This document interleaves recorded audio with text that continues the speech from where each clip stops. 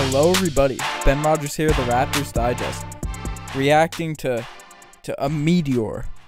A meteor that just struck the planet. LeBron James is out of the Eastern Conference. He's gone to the Lakers. For people that don't know, LeBron James has just absolutely destroyed the Toronto Raptors every season for the past 3 years in the playoffs. Decimated us, sweeping us twice, knocking us out in 6 2 years ago. And he's gone. Raptors fans can rejoice. We can know that we can head into the playoffs without this Goliath, this monster of a man going to be faced until the possible finals. And this just brought new life into my soul.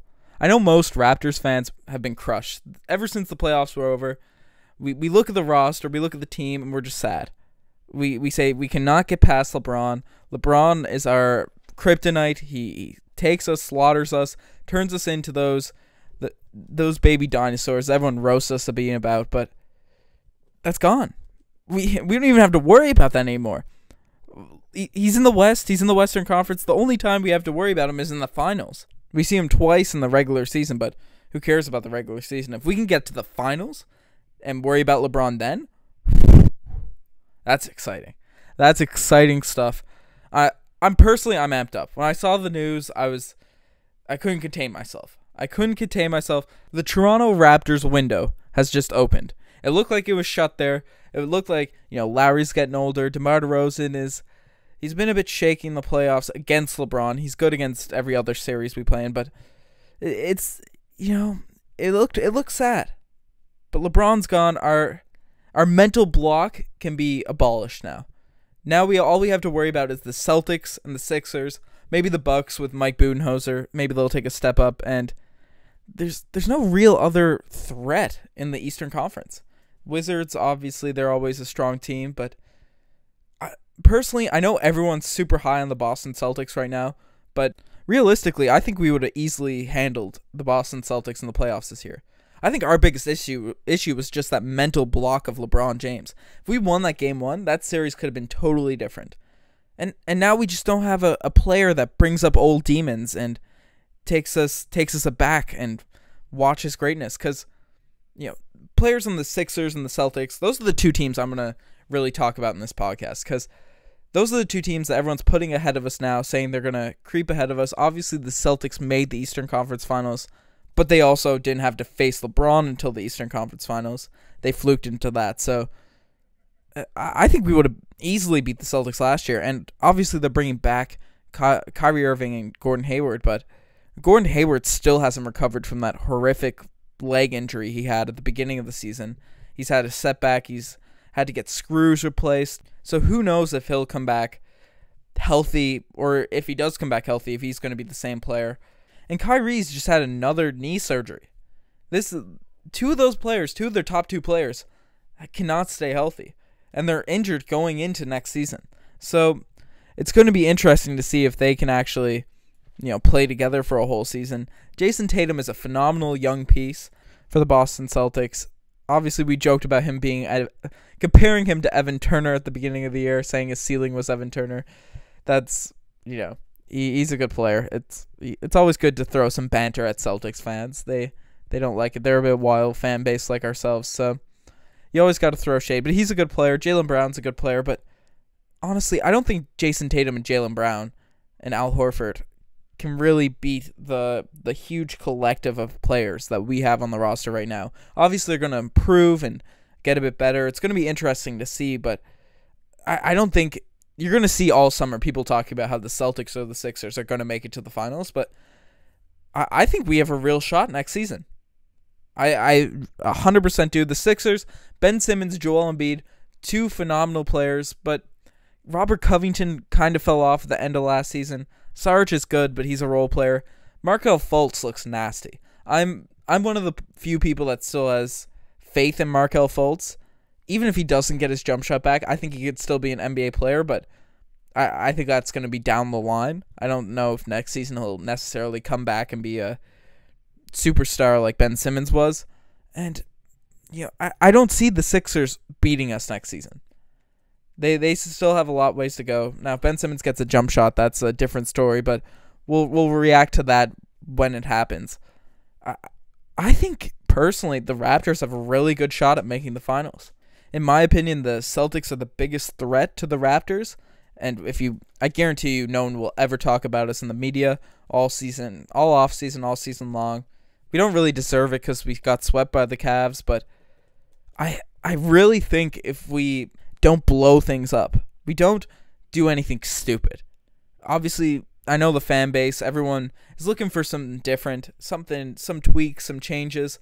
If we do something that's not stupid, if we keep to the talent level and improve a little bit, because we also have a lot of young players. We're the second youngest team in the playoffs last season.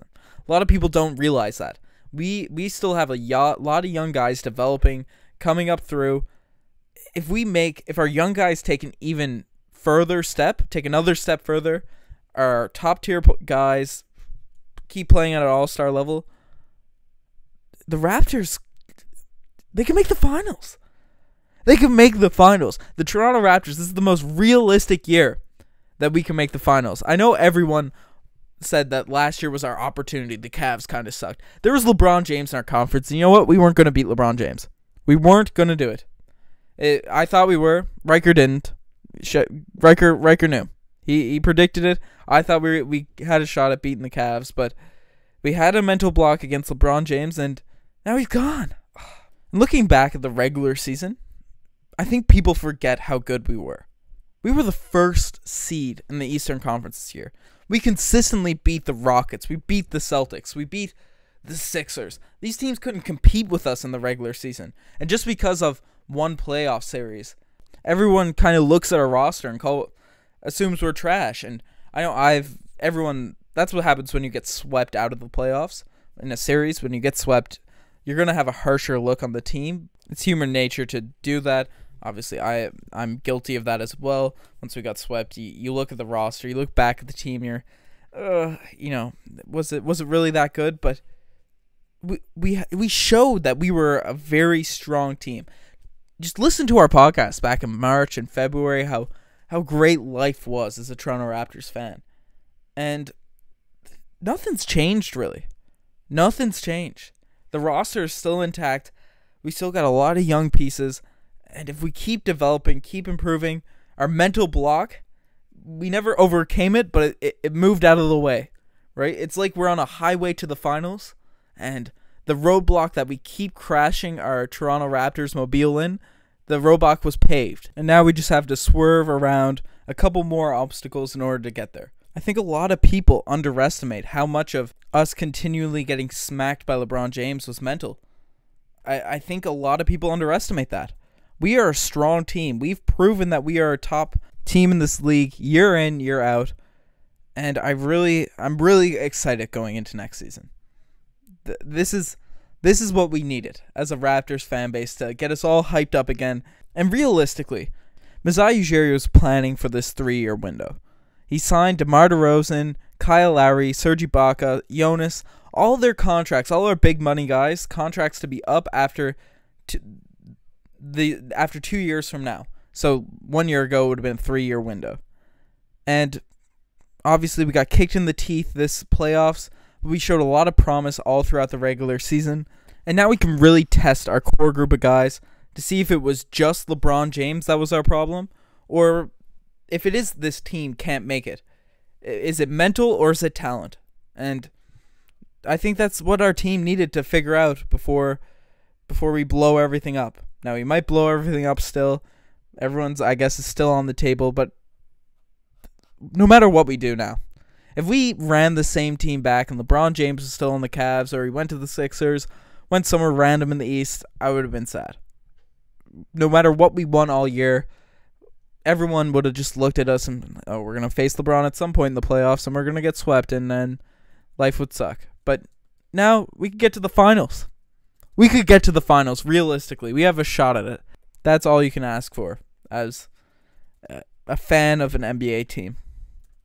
Let me know what you guys think in the comments. Do we have a shot at beating the Celtics, beating the Sixers? The offseason isn't even close to over, so we don't know what rosters we're looking at. But do you think we have a good shot at the finals next season? I want to know what you guys think. LeBron is gone. He's out of our conference. I'm hyped up. You guys should be too. Check out the Twitter, the Instagram, all that cool stuff. Me and Riker will be reacting to LeBron's departure to the Lakers in an all NBA kind of aspect on Courtside Connect. So check all that out now. Thanks for listening.